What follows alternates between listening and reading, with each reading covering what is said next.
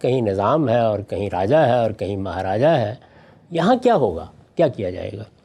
اس میں دو نقطہ ہے نظر تھے، ایک کانگریس کا اور ایک مسلم لیگ کا۔ دل تھام کے سنیے گا۔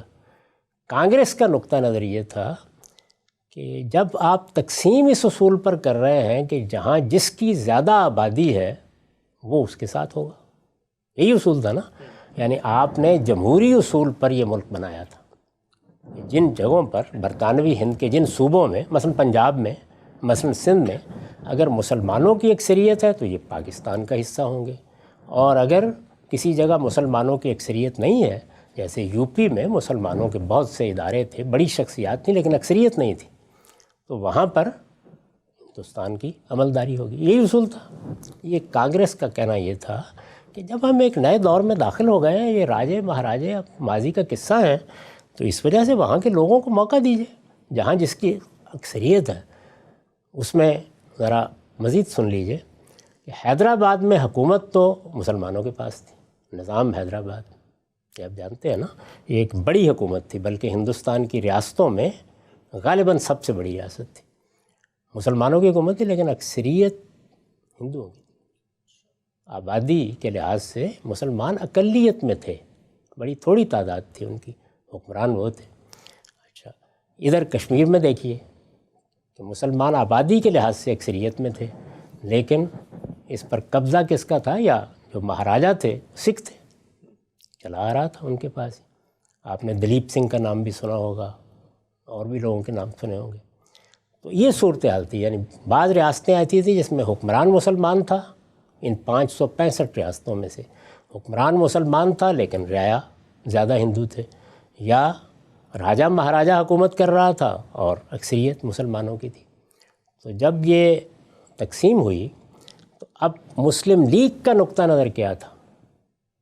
میں بتایا کانگریس کا نقطہ نظر کیا تھا کہ جمہوری اصول کے اوپر لوگوں کو حق دینا چاہیے، لوگ فیصلہ کریں گے، تو لوگوں کی اکثریت نظر آ رہی ہے، کہیں اگر تھوڑا بہت اختلاف ہے تو ظاہر ریفرنڈم ہو جائے گا، استصواب ہو جائے گا۔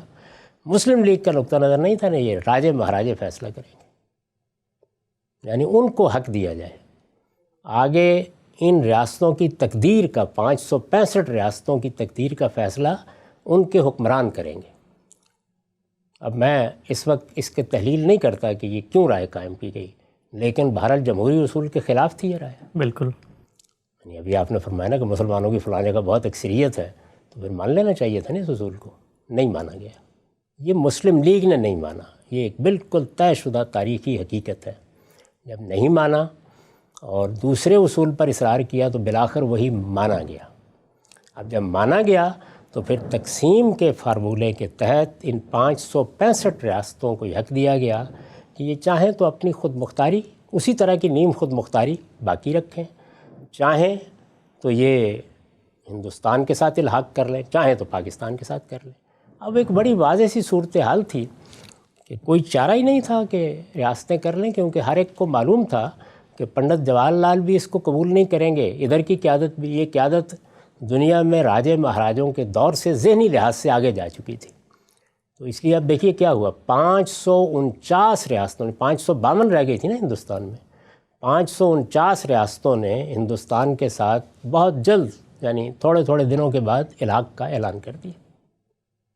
3 ریاستوں نے توقف فرمایا، اچھا، جوناگڑھ نے، حیدرآباد نے اور کشمیر نے، یعنی انہوں نے فوراً فیصلہ نہیں کیا۔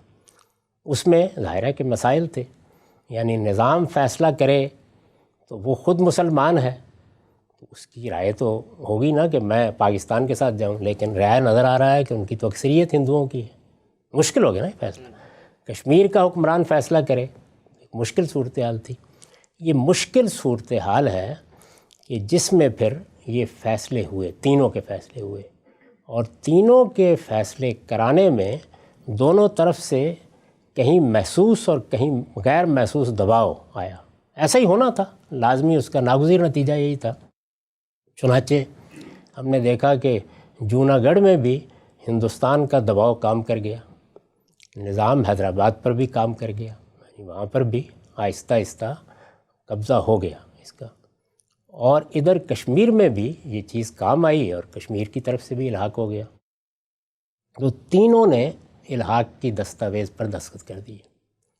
اب آپ کا نیریٹو یا بیانیہ کیا ہے کہ یہ الحاق پر جو دستخط ہوئے ہیں یہ آزادی کے ساتھ نہیں ہوئے، یہ ایسے ہی ہے جیسے انتخاب کا نتیجہ سامنے آ گیا تو آپ نے کہا کہ دھاندلی ہو گئی، یہ نیریٹو تھا۔ اس نیریٹو میں یہاں سے کچھ مجاہدین اٹھے اور انہوں نے اٹھ کے تقسیم کی ہمہ ہمی تھی، یعنی ابھی کوئی افواج نے اس طرح سے کنٹرول حاصل نہیں کیا تھا۔ ظاہر ہے ہماری سرحدیں ملتی تھیں بالکل اسی طرح جیسے حیدرآباد کو ہندوستان چاروں طرف سے گھیرے ہوئے تھا، وہاں ان کی افواج کو بھی اور پولیس کو بھی ایکشن کرنے میں کوئی زیادہ مشکل پیش نہیں آئی۔ ادھر سے ہمارے ہاں سے مجاہدین سے کہا گیا کہ اب قبضہ کر لو کشمیر پر، اور اس میں ظاہر ہے کہ ہماری اس وقت کی جو کچھ بھی افواج میں لوگ تھے انہوں نے بھی کردار ادا کیا۔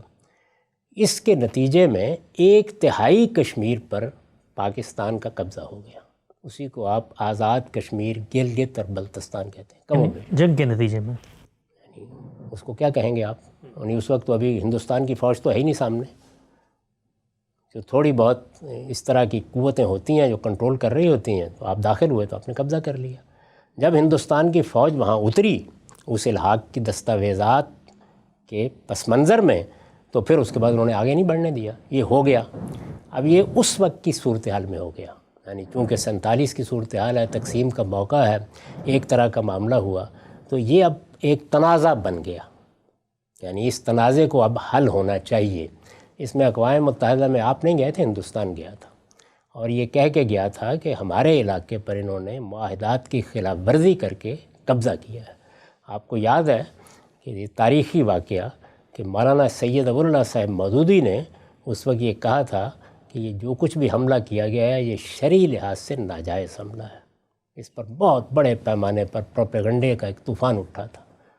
ظاہر میں تو آپ معاہدات کے پابند ہیں نا، جب تک آپ اعلانیہ ان کو نہیں توڑ دیں گے اس وقت تک یہ کیسے ہو سکتا ہے، یہ ان کا نقطہ نظر تھا۔ تو بہرحال یہ ہوا، میں اس وقت کسی چیز کی تصویب یا تردید نہیں کر رہا، اس سے ایک تنازع پیدا ہوا، اس میں ازلی یا ابدی دشمنی کہاں سے آ گئی؟